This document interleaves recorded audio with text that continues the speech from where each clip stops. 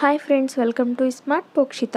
ఈరోజు మన రెసిపీ వచ్చేసి రాయలసీమ స్పెషల్ రాగి ముద్ద.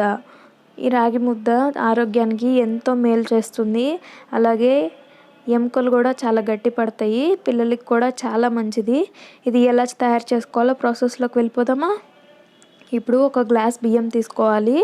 దీన్ని ఒక అరగంట సేపు నానబెట్టుకోవాలి. ఒక అరగంట తర్వాత దీంట్లోకి ఒక గ్లాస్ బియ్యానికి 3 గ్లాసులు నీళ్లు వేసి అన్నం ఉడికించుకోవాలి.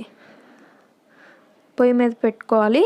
ఇప్పుడు దీంట్లోకి 2 టేబుల్ స్పూన్ రాగి పిండి ఒక గిన్నెలోకి వేసుకొని వాటర్ వేసుకొని పేస్ట్ లాగా ప్రిపేర్ చేసుకోవాలి. దీన్ని ఉండలు లేకుండా కలుపుకోవాలి. అప్పుడే ఏంటంటే మొత్తం కలుస్తుంది. ఉండలు లేకుండా, ఉండలు కానీ ఉన్నట్లయితే ఉండలు అలాగే ఉంటాయి.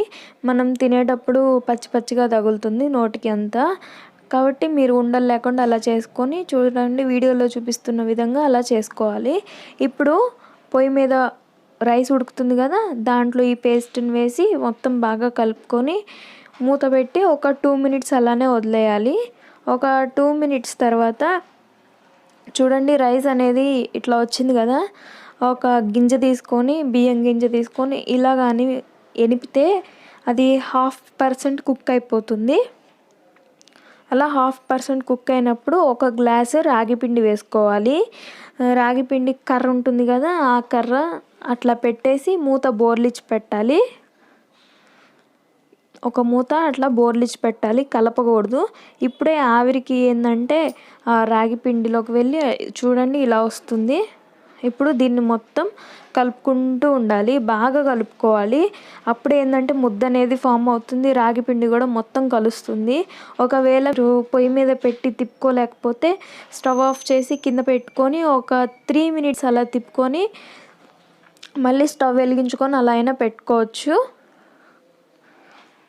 స్టవ్ మీద పెట్టి తిప్పుకుంటేనే బాగుంటుంది.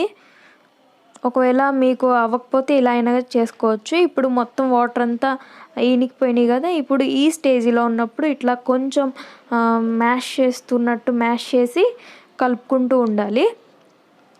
ఇలాగా కలుపుకున్న తర్వాత ఆ స్టిక్కి అంటుకుంటుంది అంతా, అప్పుడు అయిపోయినట్లు. ఇప్పుడు ఒక ప్లేట్ రాసుకోవాలి. ఇలా గీ రాసుకున్న తర్వాత ఇప్పుడు స్టిక్కి అంటుకుంది కదా, ఇలా ఈ స్టేజ్లో వచ్చిన తర్వాత దీన్ని మొత్తం ఒకసారి కలబెట్టుకొని స్పూన్తో కానీ ఒకవేళ దీంతో కానీ వేడి మీద ఉన్నప్పుడు మాత్రమే బాల్స్ వేసుకోవాలి, లేకపోతే చల్లారిపోతే అస్సలు బాల్స్ రావు. ఇప్పుడు దీన్ని కొంచెం కొంచెంగా తీసుకొని మీకు ఎన్ని బాల్స్ అయితే కావాలో అన్ని బాల్స్ చేసుకోండి. ఈ వేడి మీద ఉంటేనే బాగా వస్తుంది. బాల్ అయితే బాగా ప్రెస్ చేసుకుంటూ బాల్ చేసుకోవాలి. మీకు వేడి పట్టలేకపోతే ఒక కర్చీఫ్ అయినా కానీ వేసి బాల్ చేసుకోవచ్చు, లేదంటే హ్యాండ్ తడి చేసుకొని అయినా కానీ ఒత్తుకోవచ్చు. ఇలాగా మొత్తం గట్టిగా ఒత్తుకోవాలి బాల్ని. చూడండి, బాల్ అయితే ఇలా ఫామ్ అయిపోయింది కదా. ఇలా ఫామ్ అయిపోయిన తర్వాత ఇప్పుడు దీన్ని సర్వింగ్ ప్లేట్లోకి తీసుకొని సర్వ్ చేసుకోవడమే.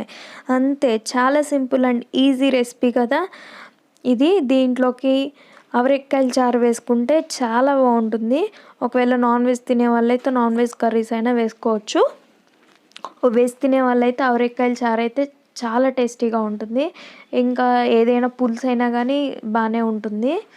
ఈ అవరెక్కాయ చారు రెసిపీ ఫుల్ వీడియో లింక్ డిస్క్రిప్షన్లో ఇస్తాను, చూసి ఇది ఎలా చేయాలో మీరు కూడా చేసుకోండి.